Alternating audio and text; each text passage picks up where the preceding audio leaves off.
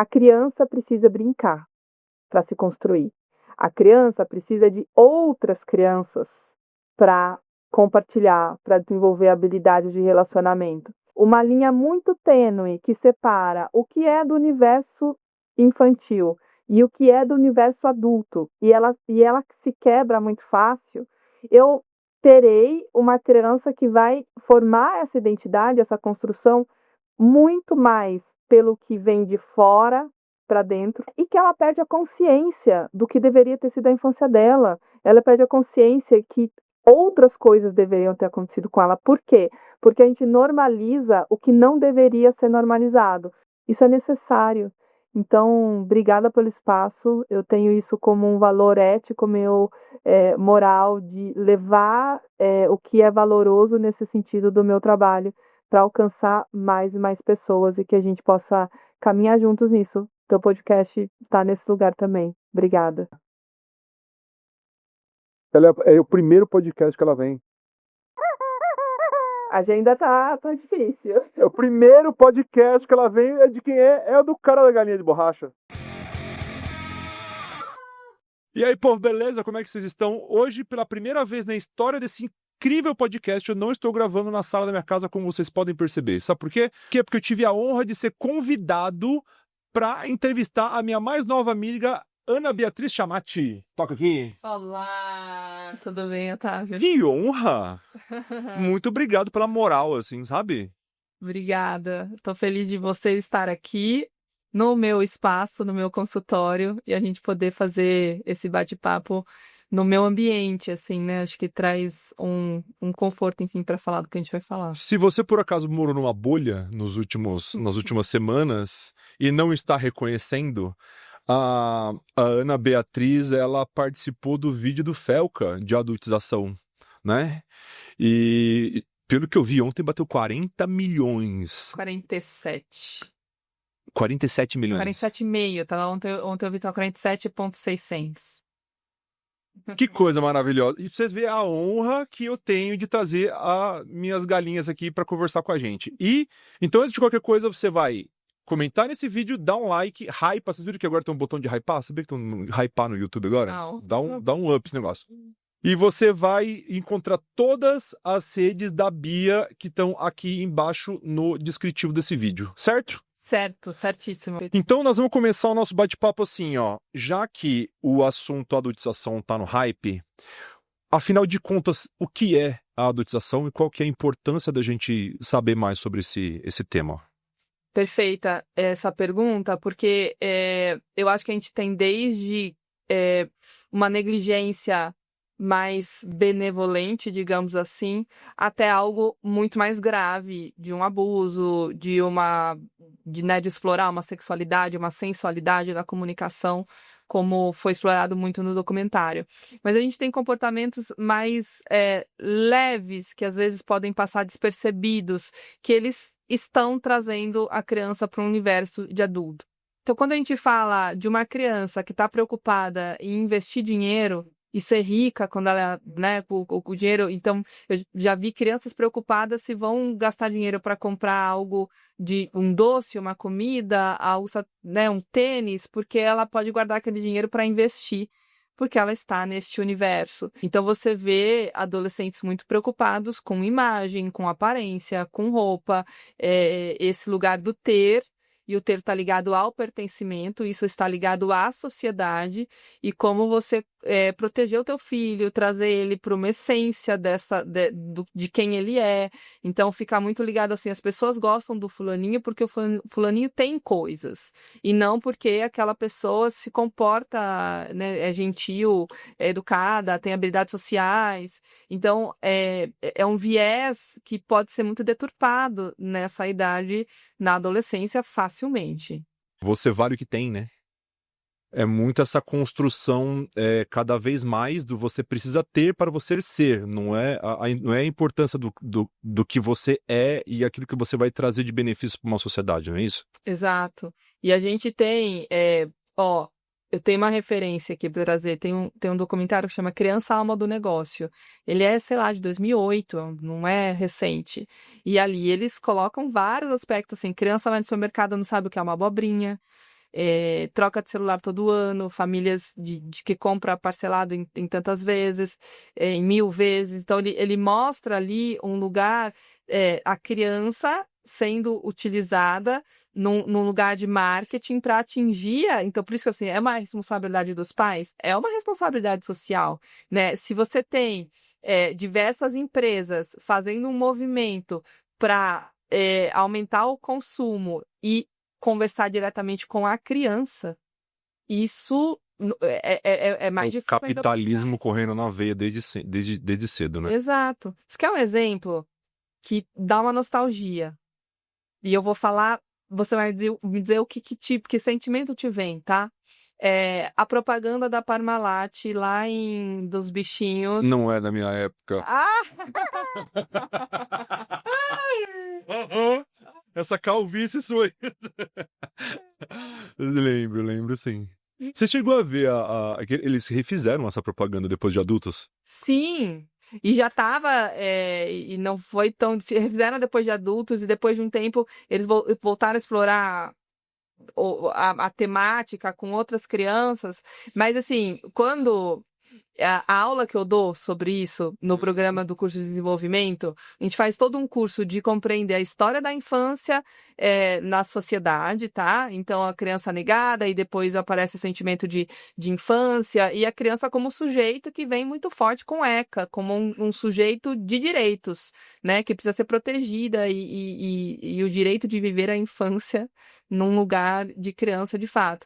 Então, quando a gente, nessa aula, quando eu passo o vídeo, por exemplo, né, eu coloco ali, vem muito e no final a criança fala que não foi, depois foi divulgado que não foi, ela tomou, que tá dando, e foi uma coisa, país, assim, né, e aí tem dados de quantos selinhos, quantos bichinhos foram trocados, então incentivar o consumo daquele produto através de uma comunicação com a infância. Então, a gente tem órgãos que estão aí trabalhando para proteger isso, mas não é uma responsabilidade só parental. É social, é midiática, é de saúde pública. Então, a gente tem que trabalhar para proteger essas crianças. Vendo, assim, mais ou menos dessa época que eu vi no canal anos 90, não é da minha época, tá? Lembra daquela tesourinha do Mickey? Sim, eu tenho, você não. Eu tenho, você não tem. É outro que tá na minha aula. É isso. O batom, compre batom, compre. Então, tudo isso, né? Eu acho que quando a gente fala sobre isso, a gente extrapola esse universo de entender um marketing que conversa com a criança para que ela consuma, a criança vai ficar insistindo com o pai, até o pai falar, toma, então vai, então compre. Então, obviamente fica mais difícil para os pais. Não é responsabilidade parental? Sim, é. Mas a gente está falando de toda uma sociedade. E a gente, assim, nós temos a mesma idade, praticamente. E o que foi os anos 90 na vida do brasileiro em questão de publicidade, né? Em questão de publicidade não, em questão de televisão, né? Ali nós estamos falando desde banheira do Gugu até campeonato de crianças desse... Você lembra do cigarrinho, do cigarro? Lembro. Chocolate, cigarrinho? Não, tinha o chocolate, tinha o cigarrinho de chocolate e tinha o brinquedo, que eram cigarros de madeira. Esse eu não... E assim, era muito questão de artesanal, assim, sei lá, você ia pra Itu, você via numas lojinhas, assim, sabe? Deixa eu ver o que tem de brinquedo. Aí tinham cigarros de madeira pra criança brincar que tava fumando. Entendeu? Mas assim, o que os anos 90 trouxe pra, vamos assim dizer, explorou em cima dessa questão infantil também não é brincadeira, né? Não. E aí a gente precisa, a gente evoluiu, esses programas, enfim, eles estavam cheios de propagandas, né? Quando você assistiu o desenho aí tinha propaganda no meio, elas eram todas voltadas para a criança consumir boneca, sim, brinquedo, pedir, enfim, né? O que quer que fosse ali. Então, a gente precisa entender, voltando aí para, né, o que é a adultização, a criança precisa brincar para se construir. A criança precisa de outras crianças para compartilhar, para desenvolver habilidades de relacionamento. Então, eu vou aqui trazer uma outra referência, Távio, que é o Educação, um Tesouro a Descobrir, que é um tratado que vai discutir educação no século XXI, e ele vai falar de 4 pilares relevantes para essa construção dessa identidade, que são eles: aprender a conviver, e aí a gente está falando do desenvolvimento dessas habilidades, aprender, e a brincadeira, o lúdico, ele representa isso fortemente o tempo inteiro. A criança vai brincar ali com o boneco, com a boneca, com o símbolo, brincar na natureza, que são as peças soltas que a gente fala, aprender a fazer, a colocar a mão na massa. Então, eu não só fico ali vendo o meu professor ou alguém falar algo para mim, eu vou lá e aprendo fazendo. Eu faço um bolo, eu pego na terra, eu coloco a mão, é sensorial também. Ter conhecimento sobre as coisas, então, teoricamente falando, você conhecer coisas, e tudo isso vai construir o último pilar, que é o aprender a ser. Então, eu me construo dessa maneira, desse lugar. Então, quando eu tenho uma linha muito tênue que separa o que é do universo infantil e o que é do universo adulto, e ela se quebra muito fácil, eu terei uma criança que vai formar essa identidade, essa construção, muito mais pelo que vem de fora para dentro, né? Que uma influência gigantesca disso. O estímulo, né? E que ela perde a consciência do que deveria ter sido a infância dela. Ela perde a consciência que outras coisas deveriam ter acontecido com ela. Por quê? Porque a gente normaliza o que não deveria ser normalizado. Uma coisa fazer uma distinção aqui entre 2 palavras. Comum, o que é comum, não necessariamente é normal. Então, é comum você ver, às vezes, um vídeo de uma criança dançando e usando o corpo e da sensualidade, mas isso não deveria ser normalizado, porque isso não conversa com a infância. E a gente precisa estar atento fazer essa distinção para proteger a infância. Mas se você vai num restaurante hoje, na nossa época, você sentava lá e você brincava com o garfo, brincava com o guardanapo, ou então, sabe aqueles restaurantes que tinha aquela toalha de papel manteiga em cima, que você ficava rabiscando com o garfo e tal, assim. Hoje, se você vai no restaurante, você vê criança assistindo vídeo, assistindo ou joguinho, ou, sabe? Então, a impressão que dá é que os pais, eles acabam negligenciando esse contato com as crianças, porque é mais fácil você simplesmente pegar um aparelho, dar na mão da criança e falar assim, não enche meu saco aí, porque eu... né? E eu acredito que os pais nem saibam da importância disso. Ou não? O que aparece para você aqui no consultório? Sim, eu concordo. Até, acho que eles nem sabem, num tanto, que você escuta frases como se eu não dou a tela, a criança não para comer. Então, como se ela... Aí você pensa assim, tá, mas quando não existia tela, os pais faziam o quê? Porque ela precisava comer. E aí é esse tipo de reflexão, assim, qual é o outro recurso que você vai usar para ser favorável ao desenvolvimento dessa criança? Tem o recurso do Velho Testamento, né? Que é aquele assim, você não vai levantar daí enquanto você não terminar esse prato. E aí é importante você estar falando isso, porque a gente também não pode mais ir para esse lugar. Qual que é o meio termo disso daí também? Eu acredito que os pais estejam perdidos, né? Então, muitos pais, sim, ficam perdidos, e aí eles extrapolam para ir muito para um lado ou para o outro. E aí entra muito, né, o meu trabalho. Quando a gente pensa em parentalidade, Otávio, a gente vai... É um termo que vem a partir mais ou menos de 70, de 80, em que acontece o quê? As famílias começam a diminuir em quantidade de membros, os pais começam a trabalhar fora cada vez mais, e você começa a ter um movimento pera, então agora eu preciso, nesse novo formato de família, de sociedade, eu preciso aprender a ser pai. E aí espera-se que se tenha uma receita de bolo sobre isso, e não tem essa receita. Então, e isso foi se dando aí ao longo da história, nesse sentido, desse termo surgir, parentalidade, que significa o quê? Como eu vou exercer, não era utilizado, né? E aí a gente vai falar de é um eixo que a gente vai construir esse exercício da parentalidade. E que entra muito em pais mais autoritários ou pais mais superprotetores. Então, a gente vai falar de um eixo vertical, que é o eixo da exigência. Então, para baixo, menos exigência, e para cima, o topo. Sim. E um horizontal, que é o eixo da responsividade. Então, quanto eu respondo às demandas e às necessidades do meu filho. Quando eu tenho alta exigência e alta responsividade, a gente está falando de pais autoritativos, é o termo usado, ou pais preparadores emocionais. E aí o termo próprio já diz, assim, estou falando de pais que respondem, essa descrição que você fez, ela pega num lugar assim, não importa o que você está pensando, o que você está sentindo, fica quieto que eu estou mandando. É uma relação verticalizada e não horizontal. É aquela coisa, não me venha me dar problema que eu não tenho paciência, que eu não estou bem hoje e que acaba descontando na criança aquilo que o externo traz para o pai, é isso? Exato. E vou falar já um pouquinho disso também, desse eu não estou com paciência hoje.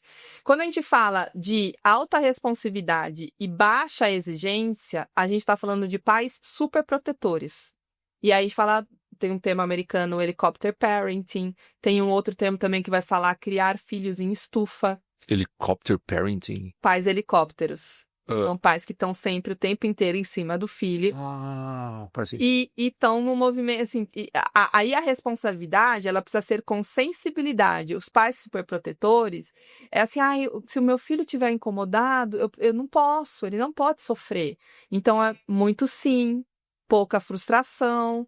Inclusive, é um dos estilos parentais dos 4, mais relacionados à suicídio. Porque depois o mundo vai frustrar. E aí, ele não tem um repertório construído. Um repertório emocional para segurar o que... Nossa. É. E aí, quando a gente fala de baixa exigência e baixa responsividade, a gente está falando de pais negligentes. Então, eu gosto de falar de um quadrado. Então, o quadrado dos pais autoritativos é um quadrado que tem contorno e tem flexibilidade, tem borda, mas essas paredes se soltam, elas se movimentam. O dos pais superprotetores, ele é extremamente solto, é totalmente aberto, é uma caixa totalmente aberta. O contorno, negligência, não existe quadrado. Não tem ali, porque eu não respondo às necessidades, não respondo a nada. E, por fim, os pais com baixa responsividade e alta exigência são os pais autoritários. É uma caixa, um quadrado extremamente apertado, não tem espaço para nada. Então, eu mando e você obedece. Então, a gente pegar o exercício da parentalidade e entendendo de uma forma que a gente vai destrinchando, mães narcisistas, por exemplo, entram nesse lugar de pais autoritários, porque não tem espaço, não tem voz para a criança. O ECA, um dos movimentos recentes de comemoração de aniversário, ele vai falar sobre isso. A criança tem voz, ela tem algo a nos ensinar, ela precisa ser escutada, ela precisa ser ouvida. Precisa ser validada. Exato. E aí, voltando para o que você trouxe, né? O pai está estressado, chega em casa e daí não está disponível ali. E às vezes uma das coisas que a gente ensina na terapia é qual é o melhor momento para você ir falar com seus pais sobre isso? Que ele, né, se ele está estressado, de ler a expressão facial, por exemplo. Mas os determinantes do exercício da parentalidade, a gente vai olhar do lado dos pais, tá? Qualidade do trabalho, se os pais se estressam, como que eles agem no ambiente de trabalho. A qualidade da relação conjugal entre os pais. A história desenvolvimental desses pais. Então, que ambiente que eles viveram, como eles cresceram, como eles viveram a infância. Porque aí tem pais que não têm para dar porque não receberam. Sim. E também a literatura vai falar que pais que não receberam, por não terem recebido, fazem o oposto. Então, temos questões aí. Possibilidade de transtornos psiquiátricos e, por fim, saúde pública, que a gente vai falar, por exemplo, a gente vai falar, por exemplo, da questão da licença maternidade, tem país que tem licença paternidade. Então, isso auxilia em termos de apoiar esta família financeiramente nesse momento de ter um filho, por exemplo, né? E tem países que são mais preparados do que outros. E rede de apoio, família que ajuda, vizinho que ajuda, tudo isso. Tudo isso está do lado dos pais, para pensar num exercício de parentalidade de qualidade. Quando a gente vai olhar para a criança, a gente fala do temperamento da criança. E acabou. Entendi. E aí, uma qualidade exemplar nesse exercício da parentalidade, ela vai unindo todos esses fatores e um mais forte do que o outro para você entender ele fala de uma parentalidade eficiente. E são muitas camadas. Você entende que quando a gente vai falar é responsabilidade dos pais, não é só dos pais, porque é um conjunto de coisas. Voltando sobre aquele assunto da permissividade dos pais, eu ouvi uma conversa entre duas mães falando que ela chega em casa e não consegue assistir um filme, ou ela não consegue ouvir uma música, porque assim, qualquer coisa que ela ligar, a criança automaticamente toma o controle da mão dela e coloca aquilo que ela quer. Entende? Uhum.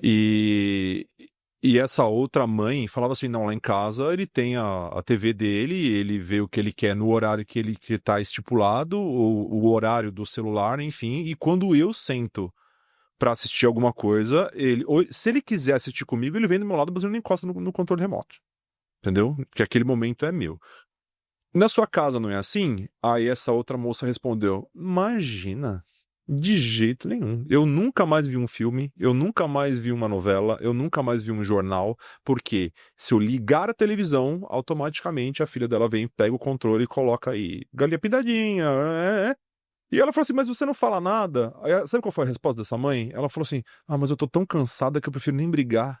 Porque se eu for tentar assistir alguma coisa, se eu for...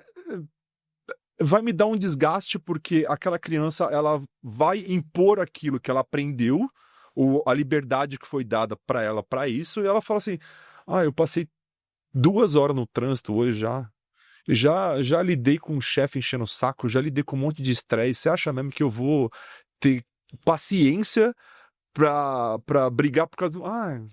E o que ela faz? Sei lá, ela quer assistir alguma coisa... Ela bota o celular no box do banheiro quando ela tá no banheiro, ou tá tomando banho, ou ela leva o celular pra cama pra ver alguma coisinha na hora de dormir. Enfim, E eu fiquei meio em choque. Eu falei assim, gente, mas não fala não pra essa criança. Você não tem a liberdade de você ver um filme que você quer. Não, mas é isso. Tipo, sabe, tem pais que preservam a própria paciência porque não querem entrar em embate com o filho. Mas esse cenário que você descreve, Otávio, ele traz assim, né?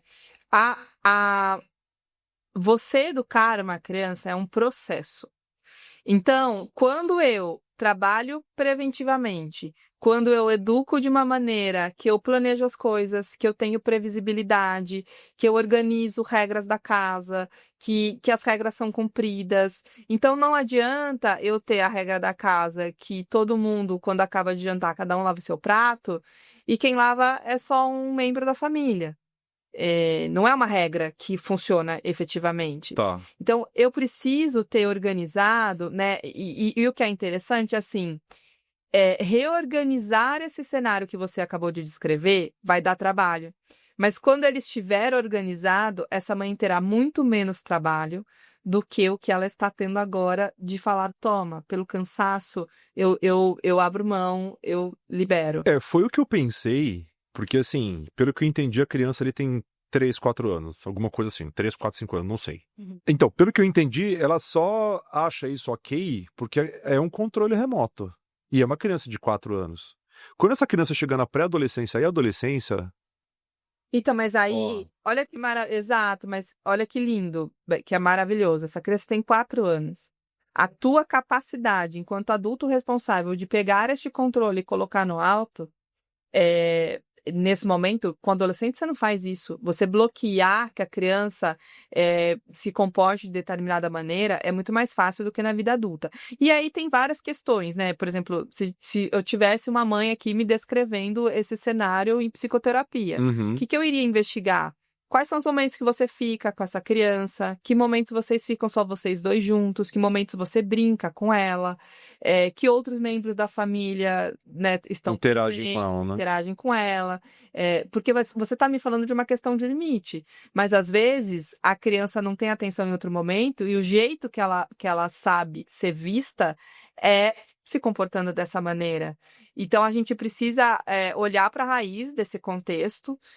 Eu chego em casa muito cansada e o teu cansaço vai falar por você, sempre. Como é que a gente vai cuidar desse cansaço? Como é que a gente vai organizar melhor isso? Será que não é melhor você chegar em casa, ter meia hora com o seu filho, mesmo cansada, e você fica ali um pouquinho, e depois você tem seu momento? Porque não dá para ter filho e achar que você não vai ter sacrifício parental e tua vida não vai mudar nada, que você vai continuar chegando em casa e vendo filme todo dia.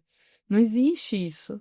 Não tem como. A vida muda. Para aquelas pessoas, eu já ouvi muito isso. Nossa, eu ouvi muito isso, minha namorada ouve isso direto. Mas vocês não vão ter filho? Não. E quem é que vai cuidar de vocês na infância, meu filho? Na infância? E quem é que vai cuidar de vocês na velhice? Bom, se você pensar em Isso ter filho para que ele cuide de você na velhice, já começou tudo errado. Totalmente. Porque, assim, se você for visitar um asilo, o que você vai ver de filhos que abandonam os pais no asilo, não estão nem aí, por aí vai, é de monte e outra. Você quer um filho ou você quer um enfermeiro? Aí tem até aquele meme, né? Vou colocar aqui na tela pra vocês. Quem é que vai cuidar de vocês na velhice? Aí tem um velhinho numa cadeira de roda e um labrador empurrando, sabe?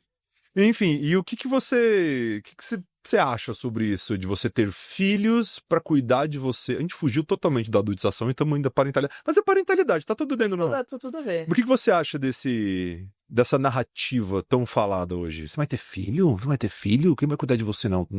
É uma cobrança social, de novo, né? Uhum. Daquele formato que nossos pais, nossos avós, era isso. Você tinha que comprar um carro, você tinha que comprar sua casa própria, formar sua família e ter seus filhos, né? Então, entra num padrão. E essa cobrança, ela não cabe mais nesse mundo contemporâneo. Eu, particularmente, vou trazer aqui que eu acredito muito que quem diz não quero ter filho tem uma consciência grande dos sacrifícios parentais, do que você vai abrir mão na sua vida. Então, esse lugar esse pai até tenderia muitas vezes a ser um pai melhor do que um pai que, eu quero ter filho, mas tipo, eu tenho filho, mas a babá que vai criar, eu vou chegar em casa meia-noite do trabalho todo dia. A criança vai estar trocadinha, educadinha. Final de semana eu vou dormir. Então, é uma parentalidade de um lugar... fantasiosa.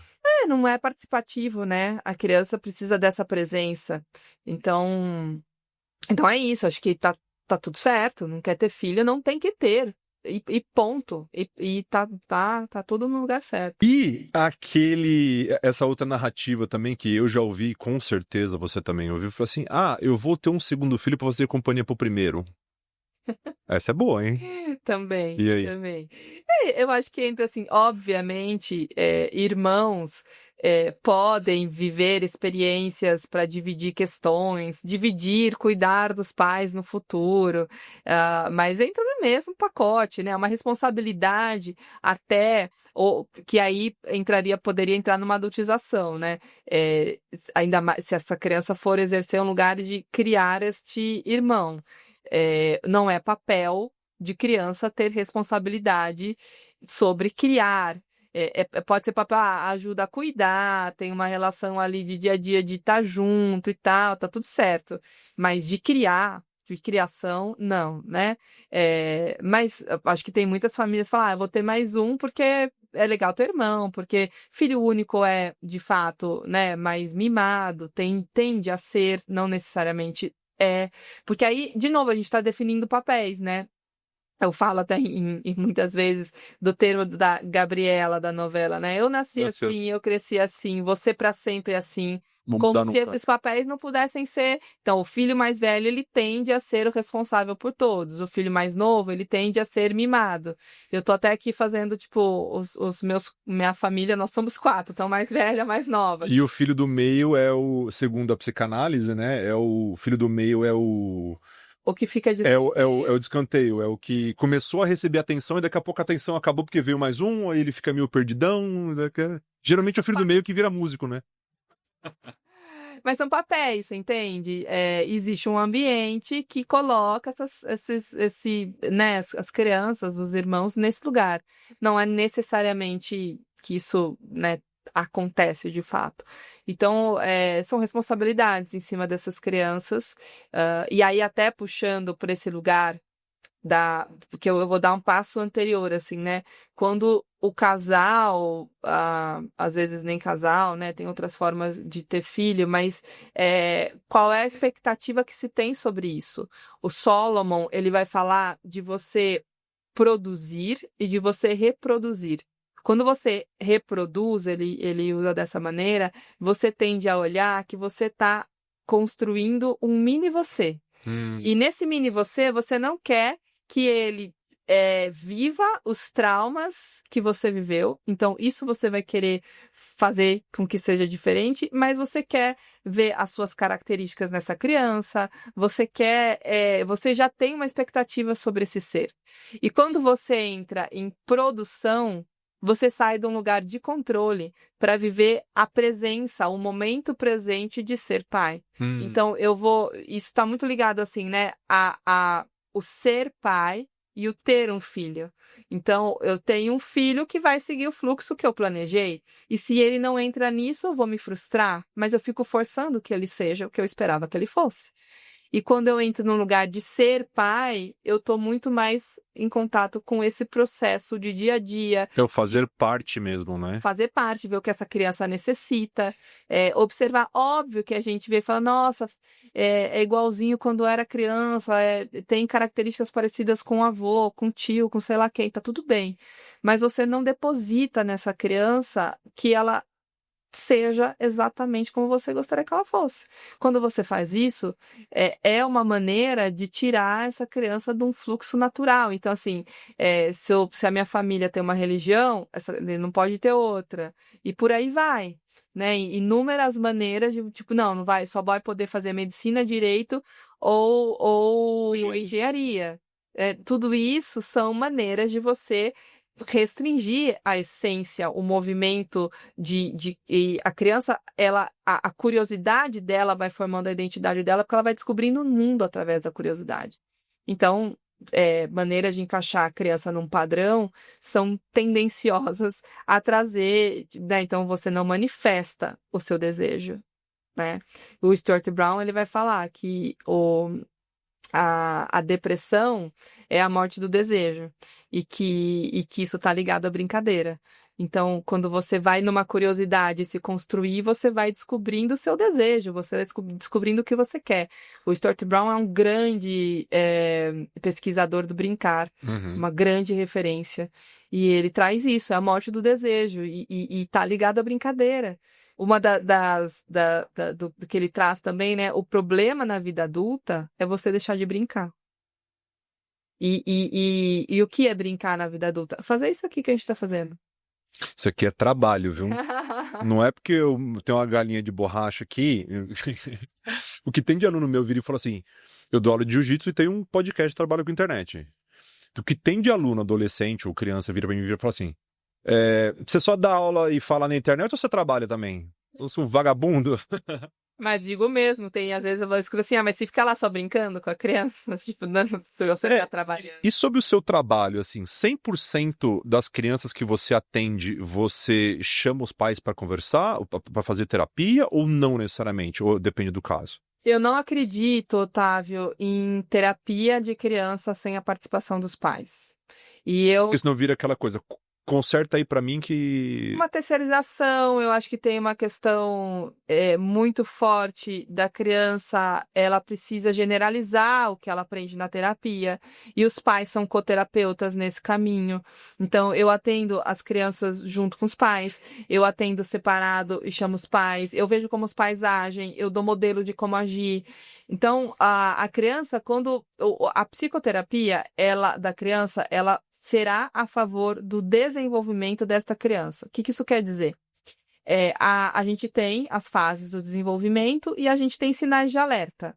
que são, por exemplo, uma criança de 6 meses, ela já pode fazer contato visual, ela já responde à voz da mãe, ela balbucia, ela brinca com o pezinho, com mãozinha. Então, quando a gente tem uma conscientização sobre esses sinais de alerta, que estão cada vez mais, é muito fácil você ter uma fonte segura na internet para olhar para isso, né?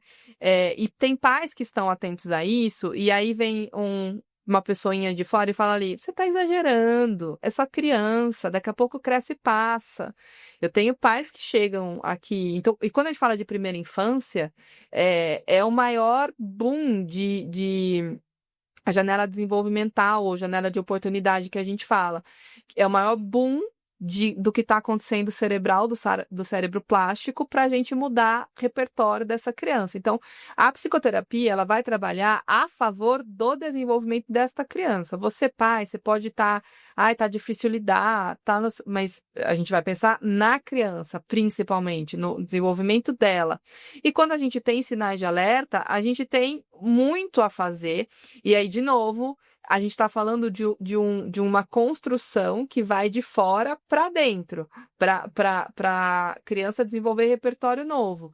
Porém, não é o tempo em que a criança é exposta a esse, é um manejo clínico que a gente fala, né? Para desenvolver esses repertórios.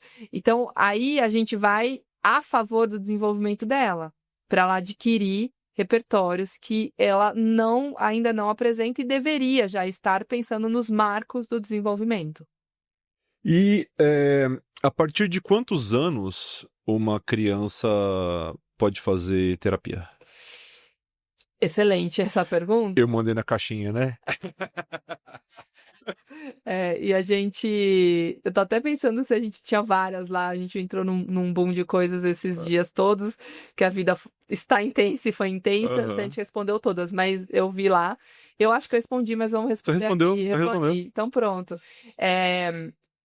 Eu, Bia, sou uma grande incentivadora que os profissionais terapeutas que se formam para atender criança atendam crianças abaixo de 4, de 5 anos, porque tem muitos, não eu atendo, mas eu atendo acima. Por quê? Porque não sabe o que fazer com a criança, né? Então, desde ter material para entender aquele movimento e saber olhar esses sinais de alerta. Então, maneira como essa criança senta, a maneira como essa criança brinca, se ela deita no chão, por que ela deita no chão, se ela está muito agitada, no que ela toca, o jeito que ela chega na sua sala. Tem que ser ultra observador. Extremamente observador. Nós, analistas do comportamento, a gente aprende observação comportamental absurdamente. A gente treina a observar comportamento, a gente faz relatório de observação comportamental. A gente fica até muito cri-cri, assim, com isso, porque a gente precisa entender a natureza daquilo ali, né? Então, voltando à sua pergunta, eu avalio crianças muito pequenininhas. Eu já avaliei criança de 1 ano e meio. De avaliar, ela vai ficar em psicoterapia, porque a gente, né, psicoterapia você vem, um adulto lá falando. Deita no divã e criança. Exato. Então a gente brinca muito na psicoterapia e é possível que muito pequenininho a gente já observe sinais importantes que estão em desacordo com o que deveria estar aparecendo no desenvolvimento daquela criança. Então, Bia, aí você faz você começa a atender, então, uma criança de 1 ano e meio, eu avalio, os pais são extremamente participativos nessa idade. Na adolescência muda um pouco, né, essa participação, e aí você tem muitas variáveis. Porque o adolescente, ele dá menos espaço, né? Tem adolescente que tem questões de parentalidade, então às vezes você atende o adolescente e outro terapeuta atende os pais. Às vezes não, às vezes tem esse espaço, mas a frequência pode ser variada, não é tão próxima quanto dos pais, né? A gente fala da psicoterapia parental. Então, né, principalmente, mas tem casos e casos na adolescência, tem casos que você tem uma frequência com os pais muito alta. Mas voltando, né, que idade começa, então desde muito pequenininho. E aí você vai fazer um plano de intervenção, no qual você pode ir atender em casa, às vezes essa criança precisa de um número de horas maior de atendimento e no ambiente dela. Então, tem toda uma forma de planejar e organizar a intervenção, mas desde muito pequenininha. A gente pode avaliar e atender uma avaliação. Quando a gente avalia, eu faço de 3 a 4 sessões em que a criança ela é livre para ser ela mesma. Então, eu posso até apresentar uma brincadeira, mas eu vejo como ela chega na sala, eu vejo como ela brinca. Vou dar um exemplo aqui. Se ela, por exemplo, num jogo um pouquinho maior, né? Um jogo de ganhar e perder. Ela tá roubando no jogo, ela tá manipulando as regras, eu não vou fazer nada. Essa criança vai continuar e eu vou fingir que nada está acontecendo. Entendi. Porque eu preciso que ela, se eu chego e falar assim, não, as regras do jogo são de outro jeito, ela não tá sendo ela comigo. Eu não tô vendo a natureza dela, né? E nem como o mundo tá. Eu preciso, eu gosto muito dessa frase, assim, eu preciso me estabelecer como um adulto diferente na vida desta criança, especialmente se ela estiver num ambiente extremamente controlador e muito aversivo. Então, a gente, até na adolescência, assim, né? O lugar da psicoterapia. Tem muitos adolescentes que fazem assim, eu não quero fazer terapia, eu não queria. Eu cheguei aí na casa de adolescente, assim, eu lembro que uma situação que me marcou muito, que eu fui na casa dessa família e ela não queria de jeito nenhum. Eu pedi licença, daí entrei no quarto, e aí ela virou pra mim e falou assim, por que só eu preciso de terapia? E aí eu falei, eu acabei de falar pros seus pais que eles precisam de ajuda. E ela não tinha olhado pra minha cara até então, daí ela olhou pra mim. Não é só você. E aí eu me estabeleço como um adulto diferente na relação, né? Eu não sou o adulto que pune, eu sou o adulto que vai acolher, eu sou o adulto que vai explicar, eu sou o adulto que vai consequenciar e que vai... Não, o problema não é só você nesse lugar. E foi um trabalho lindo com essa família, com essa adolescente. Enfim, foram muitos anos, mas é isso, eu não quero, por quê? Porque vai ser igual meu pai, falando o que eu devo fazer, o que eu não devo fazer, Entendi. né? Mas enfiar regra na minha cabeça o tempo inteiro, assim como meus pais, né? Então, eu preciso me estabelecer de uma maneira diferente. E aquele clássico, isso eu vivi em casa. Não assistir desenho violento, não assistir filme do Rambo, do Chuck Norris, do Schwarzenegger, não jogar Mortal Kombat Street Fighter. E assim, eu já falei isso em outro episódio, né? O meu sonho, grande... Eu sempre quis brincar de lutinha com meu pai. E meu pai, ele tem reumatismo no sangue, ele tem algumas restrições como chama? De articulação, então ele nunca saiu na porrada comigo, assim. Eu saía na porrada com meu avô jogava as almofadas pra eu bater, sabe, de extravasar energia masculina ali, enfim. E eu sempre cheguei pra minha mãe e falei assim, mãe, me coloca numa arte marcial, me coloca no judô, no karatê, na capoeira, qualquer coisa. Minha mãe falava assim, não, você já bate nos alunos, você já bate nos seus amiguinhos de escola, sem aprender a lutar, imagina depois que você aprendeu a lutar. E eu nunca fiz. E eu tenho problema na coluna e tal. E o ortopedista falou assim, ó, o seu esporte é natação. Moral da história, eu fiz 18 anos de natação. Eu contei muito azulejo na minha vida, ida e volta. Você gostava? Não. Odiava, mas eu fazia por causa da coluna. E eu sempre quis essa parada da adrenalina, do combate, da luta, e eu nunca tive.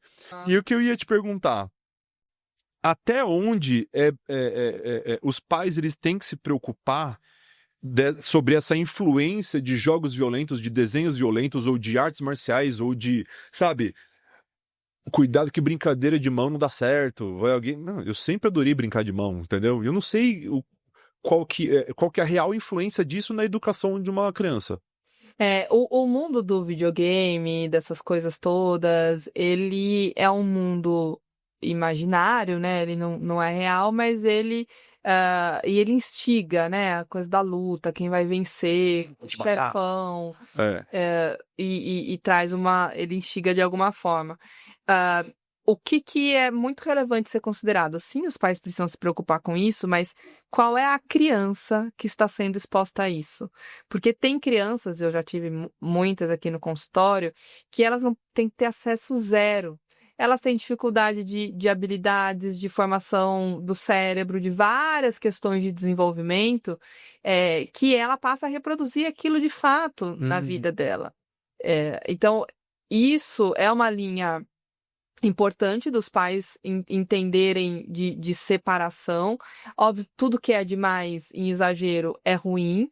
Tenho vários adolescentes que jogam videogame, esse tipo de luta, e não tem nenhuma questão de comportamento, isso fica no videogame, mas quando você começa a ver, primeiro, a frequência com que está sendo exposto a esse tipo de jogo, e se isso começa a transpor para a vida real, você precisa se atentar e cortar esse tipo de exposição, porque não é um modelo que está adequado. Tá? Entendi. Então, isso precisa ser muito cuidado, medido pelos pais. E aí entra várias... a exposição às redes, né, entra nesse lugar. A frequência com que usa, o momento em que usa, a qualidade do que assiste, isso influencia extremamente a construção dessa criança.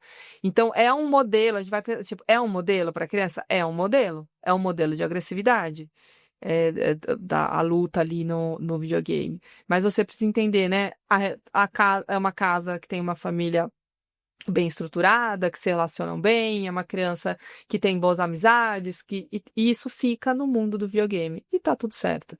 Mas muitas vezes não fica. E em relação a artes marciais, essa parada de... Porque nós temos uma grande diferença entre você dar um soco apertando um botão, né? Você aperta o botão, o bonequinho dá um soco. E uma criança ali que está exposta a técnicas, a golpes, Sim. Como que isso interfere?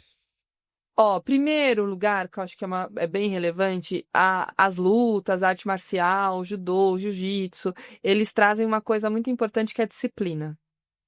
Então, as regras, eu tenho vários pacientes mais rebeldes, digamos assim, que começam a praticar algum tipo de luta e tem um foco ali, um respeito pelo treinador, um lugar de equipe, de parceria, e que forma... isso é extremamente importante, esporte é extremamente importante para a criança. E aí é entender o lado que poderia ser um perigo, o que eu estou aprendendo no jiu-jitsu, eu passo a aplicar no meu momento de frustração com o meu amigo da escola. Uhum. E eu dou golpe de jiu-jitsu ali, né? Ao mesmo tempo, eu posso usar isso a favor de uma defesa. Eu já tive uma situação, faz muito tempo isso, que teve um contexto ele estava de pré-adolescência, assim, de briga na escola, e ele estava sendo atacado, ele usou os golpes de defesa, de luta, para se proteger. Uhum. E para não revidar e segurar o outro ali. Então, é isso, a gente precisa analisar contexto. Esporte traz disciplina, é favorável para a construção desse adolescente, dessa criança. Ele não pode extrapolar para uma relação. Então, eu vou resolver meu problema aqui, que meu amigo me frustrou, e vou aplicar ali, vou boxear esse outro colega. Então, o que eu já tive inúmeras conversas com pais. Eu dou aula eu dou aula num projeto em São Caetano, que é o Jiu-Jitsu São Caetano, que a gente dá aula no maior tatame coberto do mundo, pra você ter noção. Tipo assim, é gigante, gigante, gigante, gigante. E são várias modalidades ao mesmo tempo. Então, lá no fundo tá tendo aula de judô, aí tem o jiu-jitsu, do outro lado tem o karatê, aí tem o taekwondo, aí tem o muay thai, tem o MMA, assim, lá, pra quem... Lá tem de todos os gostos. E o que eu mais vi ali dentro, principalmente, são mães que vieram assim, pô, ainda bem que eu coloquei meu filho. Você acredita que depois do jiu-jitsu meu filho deixou de ser agressivo? Uhum. Eu falei assim, então eu vou te falar o porquê. O que acontece? Agora, eu falo isso do jiu-jitsu, mas eu tenho certeza que acontece com boxe, com karatê, com qualquer outra arte marcial. É o seguinte, em específico no jiu-jitsu, A criança, o adolescente, a criança, o adulto, ele vem aqui e ele vira e fala assim, bom, eu tô acostumado a submeter as minhas vontades em relação a determinadas situações. No jiu-jitsu, você pode fazer o que você quiser, mas você não vai fazer, assim, você não vai ter o resultado que você acha que você vai ter. Ah, eu vou fazer tal coisa. Ah, não vai. Ah, eu vou sair daqui de baixo. Não vai. Ah, eu vou derrubar. Não vai. Então, assim, em específico, o jiu-jitsu, ele te coloca em situações muito claustrofóbicas, onde você aprende a respirar pelo canudinho. Tem um cara com o ombro na tua cara, assim, ó. E a saída que tem é você desistir, só que você não quer desistir. Você quer se desafiar e levar isso pro seu limite. Fazer o que você quiser não é possível. Não, você não vai fazer o que você quiser. Entendeu? Depois de uma determinada experiência, depois de uma determinada... Por exemplo, eu sou faixa preta, com outro faixa preta, eu não faço o que eu quero. Eu faço o que dá pra fazer e eu tô muito feliz com isso. E eu vejo que isso é uma mudança de mentalidade tão grande, principalmente entre ali dos adolescentes que vão para os adultos. Tem muito adolescente ali que chega e a aula dos adolescentes é nesse tatame e a dos adultos é nesse aqui. Tem muito adolescente, o professor lá, Olímpio, um beijo pra você. Ele vira e fala assim, ó, tem um bom pra vocês aqui, ó. Por quê? Ele já tá dando muito trabalho, ele já tá passando o carro nos adolescentes, não tem mais luta pra ele, e ele... E um menino tem 16 anos, tem 15 anos, e a gente bota, ele rola comigo. Entende? Então ali você vê, ele sabe o que tem que fazer, mas ele não consegue aplicar. E o que a gente vê ali de vidas sendo mudadas, de criançada viciada em... Ó, antes ele só assistia vídeo de Minecraft, agora ele só assiste vídeo de competição de jiu-jitsu. Tem um menino lá, o Enzo, um beijo pra você. E esse moleque, ele é viciado em jiu-jitsu, ele vai em todas as competições de tudo que você imagina. E assim, ele tem 12 anos, ele bate no meu umbigo. Então, e olha o que você falou no começo, né? O meu filho deixou de ser agressivo. Então, se você rotula e vai falar, não vai porque ele vai estimular a agressividade. É o oposto, e provavelmente assim, gastou energia, ele tá focado, tá com propósito nisso, tá gostando, tá curtindo, e isso drena. E você vê as mães olhando na beirada do tatame e vir e falar assim, meu Deus, meu filho tá apanhando. Ah, ele veio aqui pra isso. E você vê a mentalidade tanto dos pais mudando, tem pais que começaram a fazer jiu-jitsu por causa dos filhos. Tem uma moça, não vou saber o nome dela, o filho dela é autista.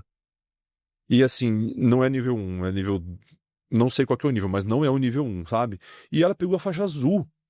Porque ela tava indo, ela vai pra acompanhar o filho, e o filho dela é um amor, assim, sabe? E ela pegou a faixa azul, assim, super emocionada, e o menino, lindo, assim, muda a vida. Então, se por acaso você tem um filho, seu filho tá querendo ir pra arte marcial, bota em qualquer uma. Esse é o recado que te dou. Voltando agora sobre o tema da adultização, o que a gente tem pra falar pra esses pais em relação a essa exposição da internet, sobre monetização, sobre crianças e adolescentes fazendo mais grana que os pais, né? Que os pais CLT jamais fizeram na vida. O que a gente tem pra falar sobre isso? Porque, querendo ou não, é o sonho de muita criança e muito adolescente que é bombar e ser reconhecido por isso. E quando envolve dinheiro, então, isso daí a gente acaba escalando um problema a nível familiar também, né? O que a gente tem pra falar em relação a isso? É ótimo a gente encerrar com esse... pensar criticamente sobre isso, Otávio, porque eu tive muitos pais que me procuraram depois do documentário, na enxurrada de mensagens que eu recebi, mas trazendo um pouco assim, eu não tinha consciência, e eu recebi desde pais que me mandaram um perfil do filho para me pedir ajuda, assim, eu devo apagar? O que eu faço? E eu disse sim. E você viu umas coisas complicadas? Muitas. Então, sim, apaga. Até uma dúvida assim, eu tenho um perfil e tem 3 fotos do meu filho no dia do aniversário dele. Isso é um problema? Então, a margem de um espectro que a gente pode falar, né, de algo muito grave para algo singelo, né? Eu, às vezes, por conta dos livros, do Abra-Caixa, dos livros, eu recebo pais que postam o filho com a caixinha aberta, algo muito singelo, assim, né? A questão a gente não imagina o que né, quem usa esse conteúdo para o mal. Então, foi uma conscientização gigantesca de que criança não é conteúdo, criança não deve ser monetizada, ela não deve ser a renda familiar. E quando, né, a gente às vezes poderia pensar em exemplos de crianças que começaram a trabalhar muito cedo, atores e tal, como os pais cuidam disso? Se a criança estuda, quando, em que momento? Aí ela passa a virar só monetização e nada respeitado, nunca. Então, isso a gente precisa ter uma consciência gigante. É, assim, eu tenho dúvida se isso aqui é do universo da infância ou não. Procura alguém de confiança, procura um especialista, vai atrás de saber se isso está saudável para a infância do seu filho ou não. Uma das coisas mais terríveis que pode acontecer na vida de uma pessoa é ter a infância negada e não viver.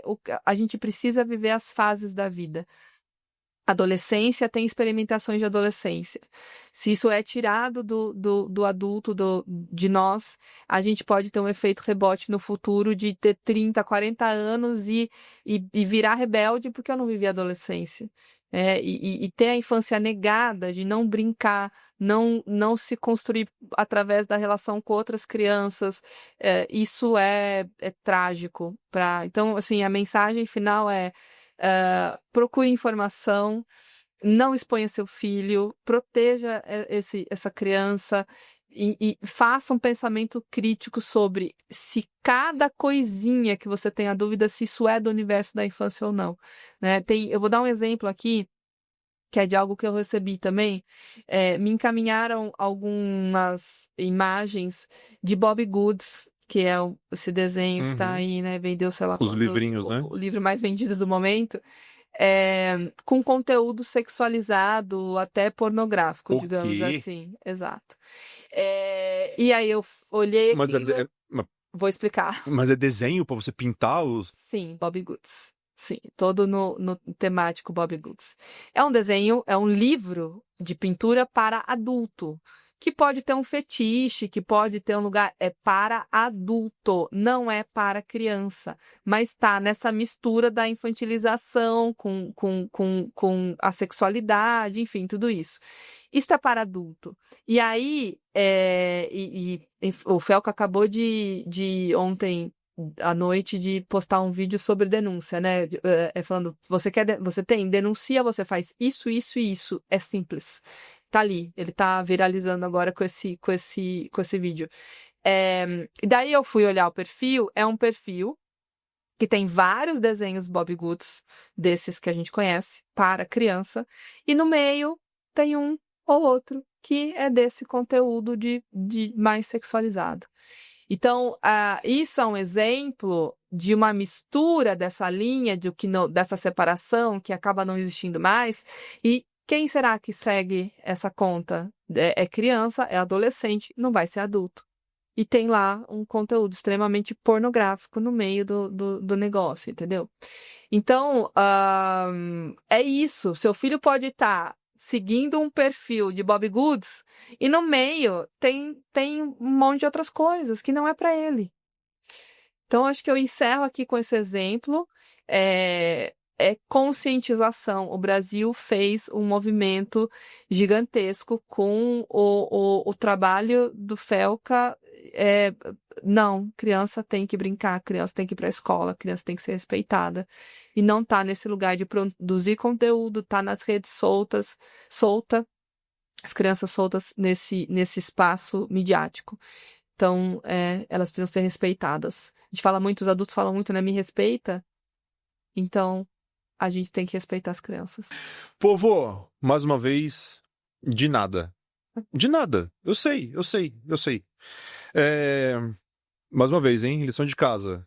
Dá um like nesse vídeo. Deixa seu comentário. Conta aqui quais foram os erros e acertos que você teve aqui na criação dos seus. Deixa aqui uma mensagem para minha amiga Bia. Muito obrigado. De verdade mesmo pela moral. E muito obrigado também por expor e por trazer esse conteúdo tão rico e que muita gente negligencia porque acha que é bobeira. tem muitos pais que falam assim, não, deixa pra lá e tal. E isso precisou vir alguém tão grande na internet jogar isso de uma forma, e ainda bem que trouxe você também para destrinchar e ver que trazer uma autoridade e ver que não é besteira, que a gente realmente precisa olhar para isso, porque quanto mais a gente negligenciar ou fingir que tá tudo bem, pior para todo mundo. Não é isso? É isso, eu desejo que a gente. Esse vídeo é a psicologia, né, a minha participação ali a favor da sociedade, de trazer consciência de saúde mental para nós, para as pessoas, para a sociedade, que nós possamos ter voz nesse lugar, assim, se depender de mim, esse conteúdo todo que a gente traz aqui vai ajudar um monte de pais e mães a serem pais melhores. Isso é lindo. E muitas vezes, Otávio, é por uma falta de conscientização. A gente está falando de psicoeducação. Isso é necessário. Então, obrigada pelo espaço. Eu tenho isso como um valor ético meu, moral, de levar o que é valoroso nesse sentido do meu trabalho para alcançar mais e mais pessoas e que a gente possa caminhar juntos nisso. Teu podcast está nesse lugar também. Obrigada. Ela é o primeiro podcast que ela vem. A agenda tá difícil. É o primeiro podcast que ela vem, é de quem é o do cara da galinha de borracha. Povo, obrigado, beijo, tchau. Beijo, obrigada.